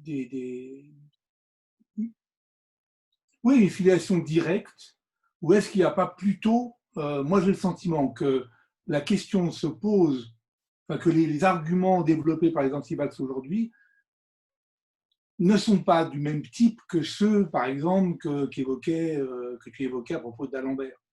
Voilà, je ne sais pas s'il y a une... Ou alors une filiation peut-être psychologique, mais idéologique, je ne suis pas sûr. Voilà. Je vais répondre en 3 temps. Le premier temps, c'est que d'abord, en faisant le livre, on supposait qu'il y en avait une, qu'il y avait un continuum. Puisque c'était le présupposé du livre, c'était justement une sorte de généalogie en fait, des arguments, et donc ça supposait de pouvoir remonter, si vous voulez, à des arguments archétypaux, en fait. Et ces arguments archétypaux, on les a trouvés dans le débat sur l'inoculation. Et ça, c'est le deuxième élément de ma réponse, c'est qu'on les a trouvés de manière inespérée, c'est-à-dire qu'effectivement, si vous prenez uniquement le débat sur l'inoculation, qui dure 50 ans, tous les arguments sont là, tous. L'argument économique, l'argument politique, l'argument religieux, l'argument naturaliste, ils sont déjà tous là, tous ceux qui sont sans arrêt recyclés, réutilisés, etc. Le troisième point de ma réponse, et c'est cette question que là vous posez, c'est qu'au-delà de cette permanence des arguments, est-ce qu'aujourd'hui la configuration de la molécule ou du virus anti-vax est exactement la même que celle du virus anti-inoculation du 18e? Et la réponse, évidemment, est non. Puisque, en effet, aujourd'hui, il y a cette dimension que j'ai soulignée, qui est la dimension individualiste, la dimension économique. Si on était au 19e siècle, le discours anti porterait essentiellement contre l'État, cette espèce de léviathan, d'ogre qui veut nous vacciner de force. Aujourd'hui, le discours dominant, il porte contre les industries pharmaceutiques, qui sont censées accuser de faire du profit. Alors, ça s'explique historiquement, parce que la situation n'est plus du tout la même. Les laboratoires nationaux ont été fermés, les laboratoires publics. Depuis les années 70, il y a un regroupement des laboratoires privés en multinationales, ce qui fait qu'aujourd'hui, actuellement, il y a à peu près 4 ou 5 seulement grands laboratoires qui fabriquent 90% des vaccins dans le monde. Donc, d'une certaine façon, le discours anti-vaccin, il est adapté à cette situation économique et politique nouvelle. Donc, effectivement, il ne faut absolument pas, et ce serait un discours anti-historique, hein, évidemment, tenir l'idée, soutenir que l'antivaccinisme d'aujourd'hui est l'antivaccinisme d'hier. Il y a une composante très originale, d'une certaine façon, de ce point de vue-là, je suis d'accord avec vous, il y a une composante très originale anti-vaccinisme d'aujourd'hui. Cette continuité historique, elle peut être une illusion aussi. Mais ce qui nous a frappé, c'est que malgré tout, on retrouve toujours les traces. Il y a toujours les grumeaux là, du naturalisme, du dessin. Je veux dire, quand on interroge des parents dans une école Steiner et qu'on leur dit, bon, votre enfant n'était pas vacciné, il a eu la rougeole, il en est mort, qu'est-ce qu'ils répondent? Ils répondent, c'était son destin. Donc on retrouve l'argument. Alors évidemment, c'est dans la bouche de quelqu'un qui est dans une situation de militant ou de je sais pas quoi, de marginal, on pourrait dire, par rapport à l'ensemble de la... Quand il y a 40% des Français qui disent on est vaccino-sceptiques, évidemment, ils n'ont pas tous leurs enfants dans les écoles Steiner, ou ils ne sont pas complotistes, ou ils sont pas... C'est beaucoup plus large que ça. Mais oui, je pense qu'il faut souligner la particularité de l'antivaccinisme contemporain, sans négliger l'aspect génétique. Merci. Alors, je voulais juste... il y a beaucoup de discussions dans les commentaires de la part de plusieurs, donc peut-être Laurent Henry pourrait regarder, mais sinon, moi j'avais quand même une question qui me vient juste d'une diapositive que Patrick nous a fait voir donc, dans notre toute première conférence, et qui... Alors, il me corrigera, je pose la question sous son contrôle, mais il me semblait que cette diapositive,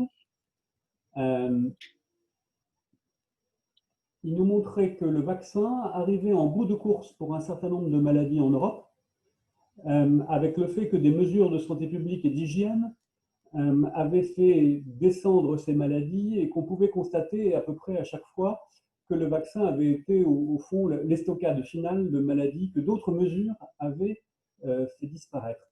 Et par ailleurs, c'était juste avant la slide où il nous montrait comment le temps d'apparition de bactéries antibiorésistantes était de plus en plus court, qui pourrait être pris aussi comme un argument antibiotique, disons subtil, pas massif. Est-ce que là, on aurait, et j'ai déjà fait référence à ces diapositives montrées par Patrick devant des gens dont j'ai pu sentir qu'ils étaient inspirés peut-être par un discours anti-vaccin et qu'ils le trouvaient justement très intéressant. Oui, j'avais l'idée de reprendre ce graphique et de le commenter, parce que je vous l'avais écrit même par mail, puis je me suis dit, si je m'engage là-dessus, j'en ai pour un quart d'heure de commentaires, donc j'ai laissé tomber finalement.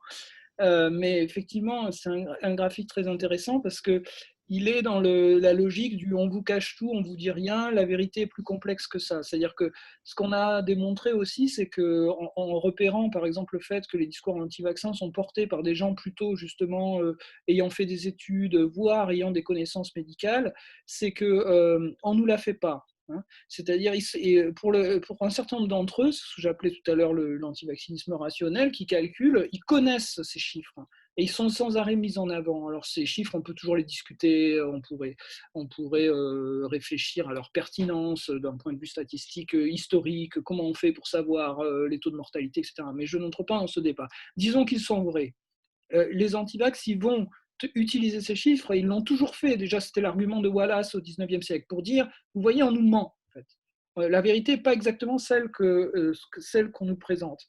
Donc, en effet, on va justement pouvoir réfléchir à l'inflexion des maladies en fonction de la présence ou pas d'un vaccin, à deux conditions. La première, c'est, j'aime bien le mot d'estocade, c'est de prendre en compte l'efficacité de cette estocade finale, parce qu'on est toujours dans la discussion que j'ai suggérée tout à l'heure à propos des 1% par rapport aux 99%. 1% sur une population de 60 millions, ça fait pas mal de monde. Donc, même si on est, grâce à des mesures qui sont des mesures d'hygiène sur le long terme historique, en train de voir disparaître petit à petit des maladies, et ça, de ce point de vue-là, il y aurait des choses passionnantes à dire aussi sur la notion d'émergence et de disparition des maladies, tel que ça a été travaillé par Gmec, etc. Il y a tout un discours sur pourquoi est-ce que les maladies apparaissent et disparaissent. Et ces conditions sanitaires sur le temps long ont un effet sur la prévalence des maladies, ce qui ne signifie pas que le vaccin ne sert à rien. C'est là où il y a disjonction en fait entre les deux discours. La conclusion, c'est le vaccin met fin à la maladie, c'est faux. Le vaccin ne sert à rien puisque la maladie s'éteint d'elle-même, c'est faux. Et c'est là où il faut réintroduire de la complexité. Mais on ne peut le faire qu'avec ceux qui sont de bonne volonté. Est-ce qu'ils ont envie d'être convaincus par vraiment ce raisonnement? Mais en tout cas, par tous ceux qui pourraient se dire « Ah ben oui, mais quand même la courbe, elle baisse », on pourrait ajouter que l'important, c'est le dernier kilomètre. Et encore plus important dans nos sociétés à nous. Parce que le dernier kilomètre, au 19e siècle ou au 18e siècle, quand ça tombe comme les mouches, et qu'il y a un taux de mortalité monstrueux, personne ne s'en aperçoit, alors que le dernier kilomètre dans nos sociétés où le taux de mortalité est tombé presque à zéro, là, on le voit passer. C'est exactement ce qu'on a sous les yeux, c'est-à-dire nos 30 000 morts, c'est peanuts. Je veux dire, en 1918, ils ne s'aperçoivent pas des millions de morts de la grippe espagnole. Pourquoi? Parce qu'il y a eu les tranchées, parce qu'il y a eu des tas d'autres choses qui font que ces morts passent pratiquement inaperçues. Merci beaucoup. J'ai une question qui vient, je crois, de Marie-Angèle. Je libère son micro. Normalement, ça doit marcher. Je rappuie. Non, peut-être qu'il faut que vous appuyez sur le micro en bas à gauche. Activé. Voilà, absolument, c'est bien. J'avais une question sur la spécificité du cas du vaccin Covid, enfin de l'éventuel vaccin Covid, concernant la population, non pas des pro-vaccins ou des anti-vaccins, mais de toute la marge des hésitants. Parce que il va tout de même y avoir une spécificité forte qui est qu'on a levé à peu près partout un certain nombre de mesures de précaution qui font qu'un vaccin est très long normalement à mettre au point parce qu'on prend des tas de précautions en termes d'expérimentation. Or, lorsqu'on l'a fait pour le SRAS, on est allé plus vite aussi et il y a tout de même eu des effets secondaires graves qui sont d'ailleurs, me semble-t-il, pas très connus, qui étaient liés à une des marques de vaccins qui avait obtenu une autorisation de mise sur le marché et qui donne une maladie épouvantable, dont j'ai oublié le nom, qui provoque des somnolences parfois plusieurs heures dans la journée à chaque fois qu'on a une contrariété, un machin, un truc. Donc, que les gens, cette fois-ci, soient tentés par le vaccin parce que ça leur permettrait de retrouver une vie normale, de pouvoir retourner au café, etc. Ça existera sûrement, mais que des gens hésitent à se faire vacciner du fait de la levée de ces mesures de précaution, ça existera sûrement aussi. Oui, ce qui me frappe, c'est puisque j'ai commencé par là, c'est que dans les questions qui sont posées notamment par les journalistes, souvent il y a cette question morale. Quand même, le vaccin, c'est bien. Comment faire pour arriver, à propos de ce vaccin anti-Covid, hein, comment faire pour arriver à convaincre les gens de se vacciner? Alors, je trouve que vraiment, prendre le problème comme ça, c'est le prendre à l'envers, en réalité. C'est qu'est-ce qu'on a à dire sur le vaccin? C'est-à-dire, il n'est pas là. Bon, donc on ne peut rien en dire. Bon. Mais imaginons qu'il soit là. On va dire, est-ce qu'il est efficace? À combien de pourcents? Est-ce qu'il est sûr? C'est les questions que vous posez sur les étapes qui ont été franchies pour s'assurer de sa sûreté. Donc, il va falloir donner une information. Est-ce que cette information va être donnée de manière franche? Rien n'est moins sûr. Ni les laboratoires, ni les États n'y ont intérêt. Mais donc ça veut dire que ce silence, il est susceptible d'être exploité par les antivax. Alors qu'il y a toute cette masse mouvante, vous l'avez raison, de gens qui vont dire, les 59% qui ne voudraient pas du vaccin, hein, pour plein de raisons. Une de ces raisons, ça peut être, mais qu'est-ce qu'on assure sur l'innocuité du produit compte tenu des circonstances dans lesquelles il a été fabriqué? Donc, c'est une question démocratique en termes de qualité de l'information qui est fournie aux citoyens. Le problème de la politique vaccinale, c'est qu'elle est née dans un contexte historique qui est un contexte de construction de l'État-nation avec des pouvoirs centralisés forts, qu'ils soient démocratiques ou pas démocratiques. Aujourd'hui, on est dans un tout autre univers depuis 1968 et nos sociétés sont déconstruites de ce point de vue-là.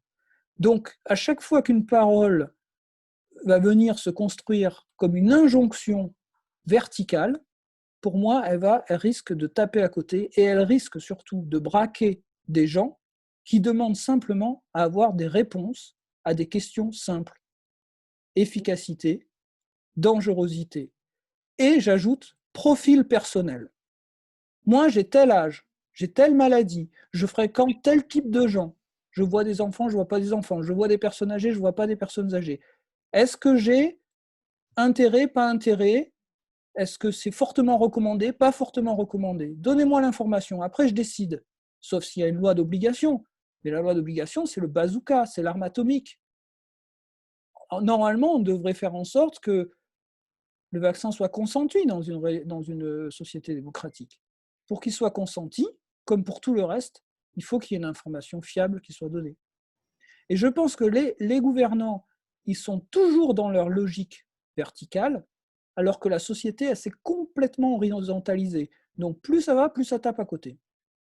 Merci beaucoup, Oui, Jérôme.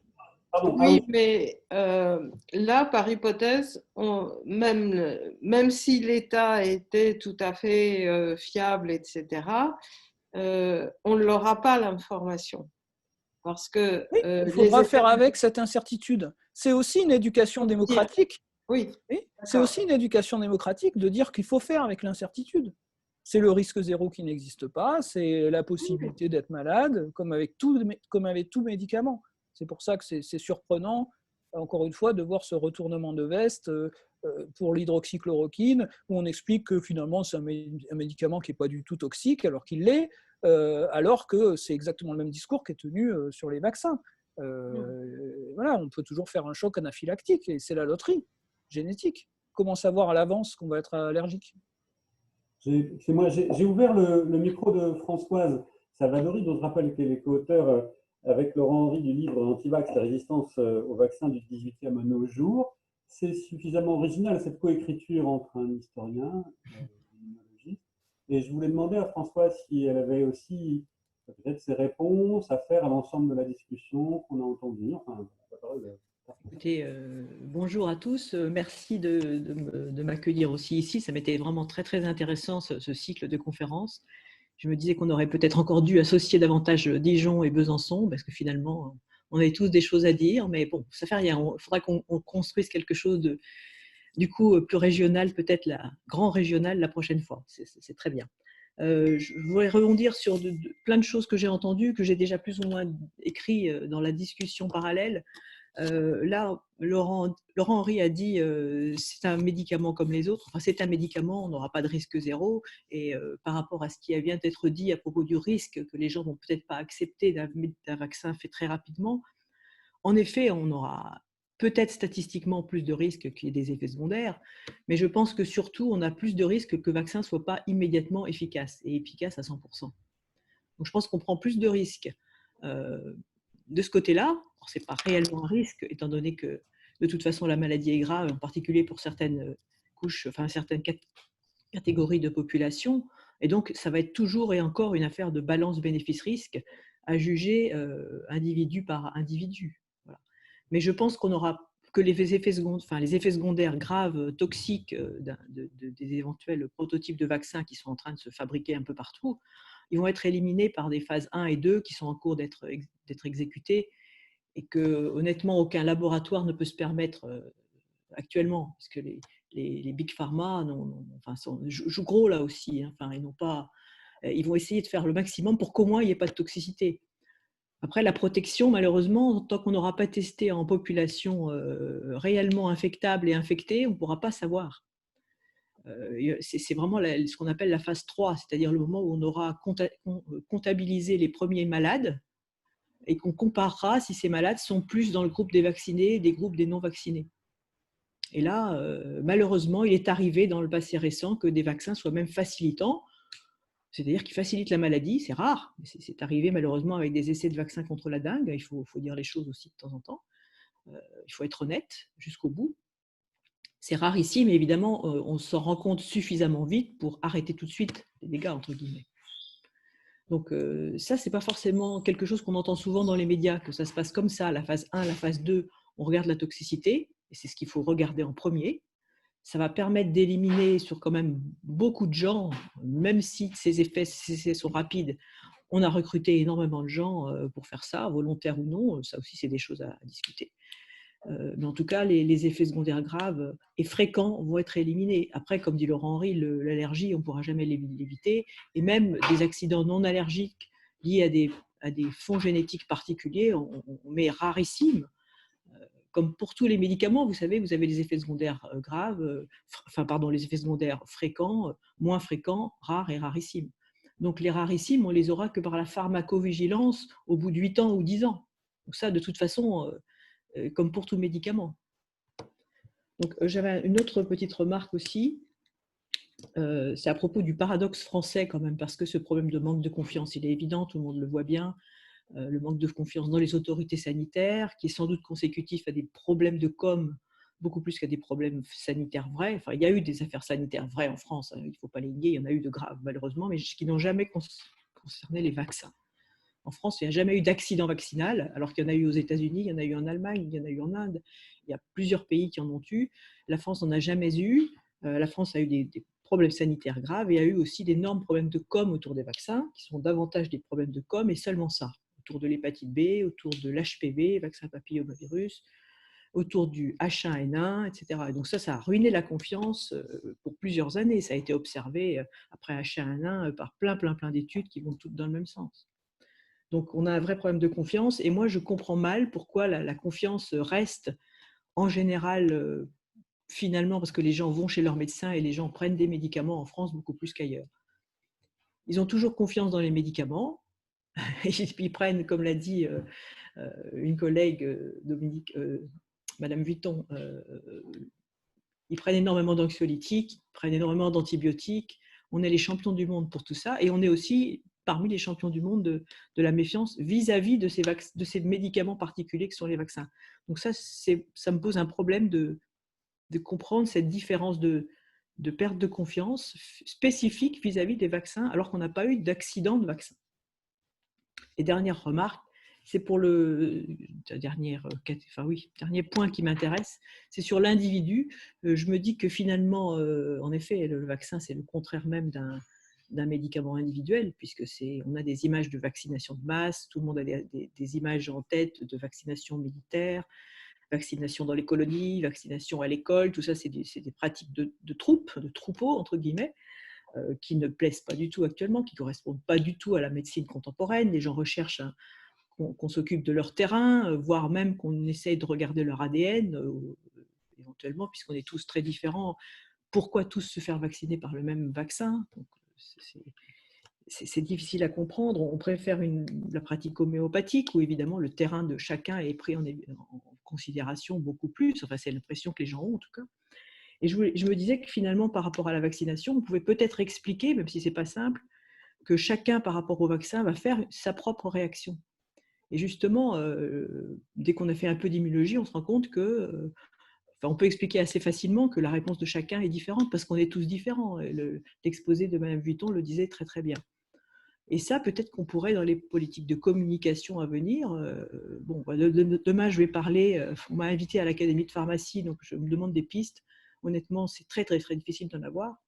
Mais je me dis que peut-être il faudrait axer cette communication sur ce discours, cette demande et ce vrai désir d'individualité, en disant chacun d'entre vous, avec le même vaccin, va faire une réponse différente. D'ailleurs, plus ou moins bonne, plus ou moins toxique, parfois excellente, etc. Mais chacun, en tout cas, sera différent vis-à-vis de... Comme chacun est différent. C'est la customisation dont j'ai parlé. Je pense que ça, c'est vraiment... Ça ne résoudra pas tout, mais cette customisation, elle est vraiment une très bonne piste, à mon avis, par rapport à l'état actuel de nos sociétés. Oui, même si c'est un peu trop du marketing de dire ça, mais en fait, là, on est dans une situation où il faut essayer de rétablir la confiance en convainquant les gens d'acheter et de se faire vacciner. Donc, il faut essayer d'analyser en effet leur discours, leurs craintes, qui sont pour beaucoup compréhensibles, parfois rationnelles, parfois aussi totalement irrationnelles et incompréhensibles. Par rapport à ça, le discours est assez difficile à adapter. Voilà. Je crois que Patrick voulait ajouter quelque chose. Oui, si on a le temps, c'est juste une toute petite histoire qui complète, qui va nous lier à l'environnement. Hier soir, il y a mon fils qui m'envoie un WhatsApp, comme quoi il y a une pétition qui circule pour le moment pour protéger les requins, sous l'égide de la Shark Alliance, c'est le nom de l'association, qui a constaté qu'il y avait du squalène qui était utilisé comme adjuvant dans les vaccins, donc un produit, une protéine qui est produite par les requins, et qui a calculé que si on produit des vaccins anti-Covid à partir de là, il y aura à peu près 500 000 requins qui vont être tués. Donc il y a une pétition qui circule pour dire attention, on ne veut pas de ce vaccin-là. Donc j'imagine que les antivax vont s'en servir. Mais du coup, j'ai quand même regardé un petit peu plus loin et il apparaît qu'en fait, le nombre de requins tués dans le monde est d'à peu près entre 50 millions et 100 millions tous les ans. Donc ces 500 000 requins représentent 0,5%, 1% de la totalité des requins. Donc j'imagine que ça risque fort d'être un faux problème dans la mesure où il y a déjà suffisamment de requins tués pour avoir le squalène dont ont besoin les labos. Mais c'est pour vous dire qu'à un moment donné, je suis persuadé que ça va être repris par les antivax à un moment ou à un autre, que ça ne sera pas pondéré, que je ne pense pas que les gens iront chercher à peu près où est le problème. Et même si les intentions des Shark Alliance est bonne, parce que le problème aussi de la destruction des requins pose des problèmes dans les écosystèmes, mais ça n'a rien à voir avec notre conférence de ce soir. On est en train de monter un truc en fumée qui n'a rien à voir avec le sujet, mais tout avec l'antivax pour le coup. Enfin voilà, c'était ça, c'était une petite histoire que je voulais vous raconter. Merci de nous le signaler parce que je suis sûr comme vous que ça va buzzer. Ça c'est sûr parce que ça correspond à l'esprit du temps et la protection animale, etc. dont on a vu dans le diaporama que c'est déjà un thème ancien, cette convergence en fait entre protection animale et anti-vaccinisme. Mais là, c'est sûr que ça va marcher, ça c'est sûr. J'ai pas vu passer encore. Merci. Il y a déjà 15 000 signataires apparemment.